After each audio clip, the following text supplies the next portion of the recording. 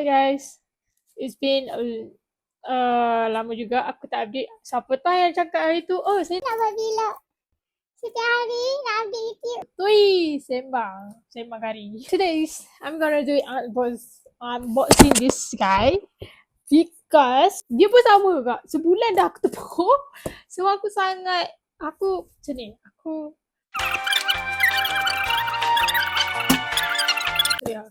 So let's unboxing this.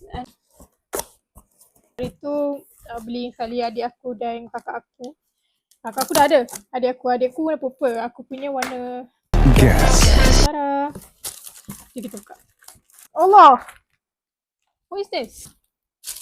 Oh, dia bagi alat cuci dia. Oh my god. This just ya Allah, comelnya. Aku suka benda-benda comel macam ni.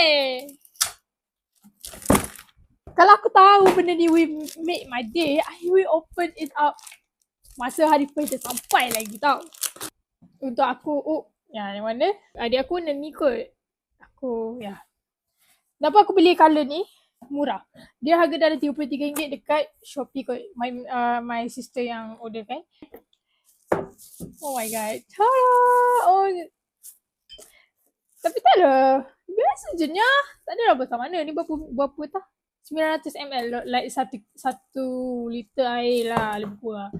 I need it for myself. Aku memang hidup aku memang kalau tak ada air, mati. Macam tu. Aku macam duyung. Tak ada lah.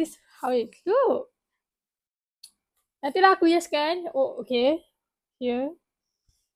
Tisu doh. Kau tak payah nak ni sangat. We all know how dia punya quality.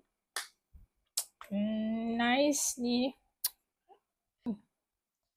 Oh, I like this one. Setengah design dia tak ada yang ni kan. But at least this one because aku memang jenis tekup ni. Aku memang jenis macam ni. Pertama kalau orang macam nak sikit air, then dia just tak payah buka-buka dah benda ni.